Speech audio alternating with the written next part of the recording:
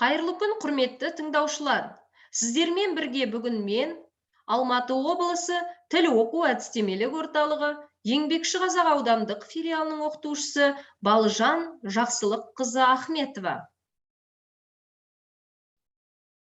Бүгінгі біздің сабағымыздың тақырыбы бойымдағы керек емес қасиеттер. Грамматикалық тақырып болымсыздық есімдігі.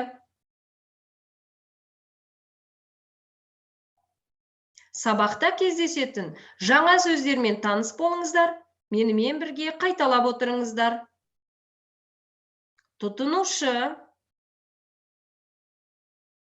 талқылау, үйренісу,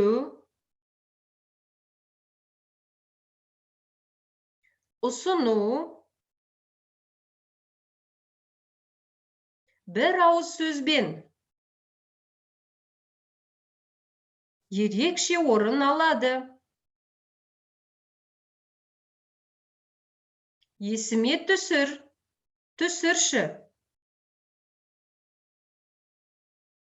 Есіме түсіріңізші. Енді есіме түсті, түстіңіз. Ыржайып өтеді. Шынымен ақ. Құрметті тыңдаушылар, жаңа сөздермен таныс болсаңыздар, сабағымызға қатысты бірінші тапсырма.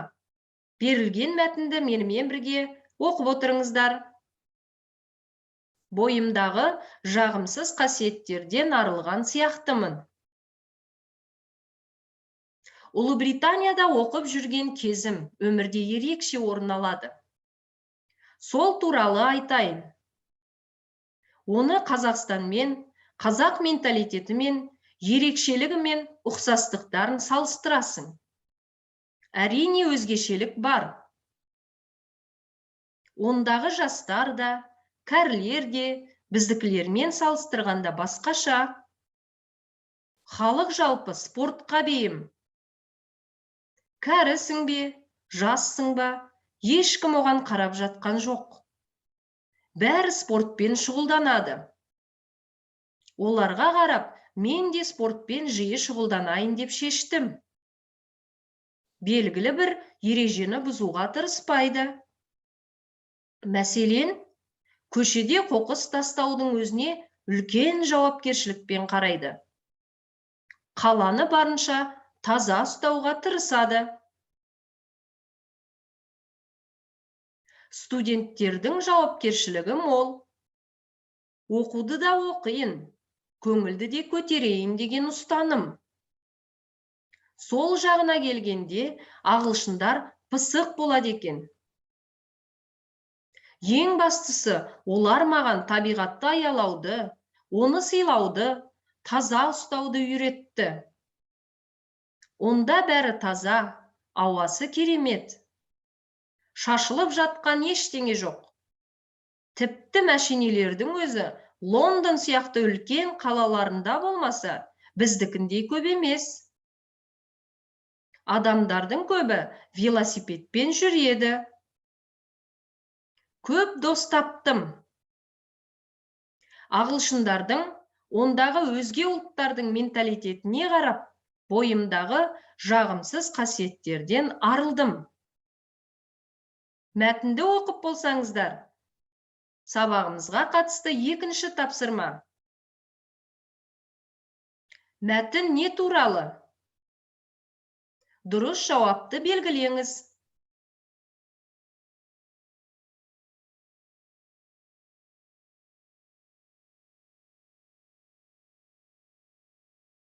Тапсырманы орындап болсаңыздар, тексеріңіздер. Ұлыбританиядағы өмір сүру салты туралы. Тапсырманы тексеріп болсаңыздар, сабағымызға қатысты грамматикалық тақырыпқа тоқталайық. Болымсыздық есімдігі. Болымсыздық есімдіктеріне еш сөзімен біріккен ештеңе, ештеме, ешкім, ешбір, ешқашан, ешқандай, ешқайдан, ешқайсы сөздері мен дәнеме, дәнеңе сөздері жатады.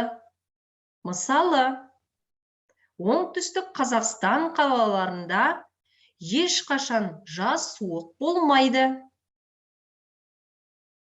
Менің әкем ешкімді алдамайды.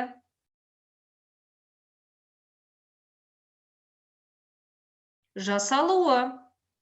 Зат есім орнына ешкім, ештеңе, ештеме, ешқайсы, дәнеме, дәнеңе сөздері арқылы жасалса, сын есім орнына ешбір, ешқандай, үсте орнына ешқайда, ешқайдан сөздері арқылы жасалып отырады.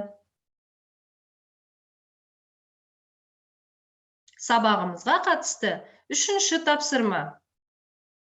Алдарыңызға берілген сөйлемдерге мұқият болыңыздар. Болымсыз түрде жазып шығыңыздар.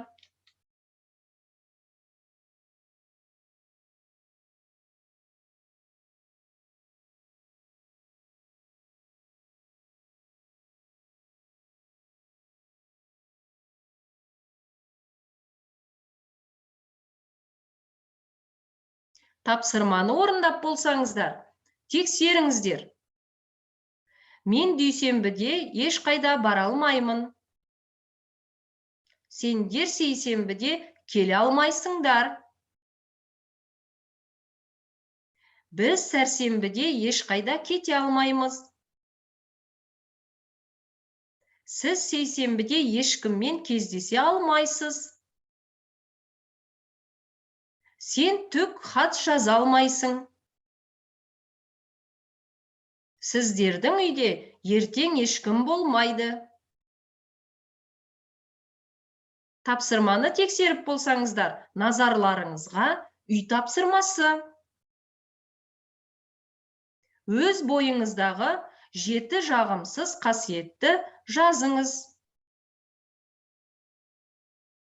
Құрметті тыңдаушылар, бүгінгі біздің сабағымыз осымен аяқталды. Келесі сабақта кездескенше сау болыңыздар.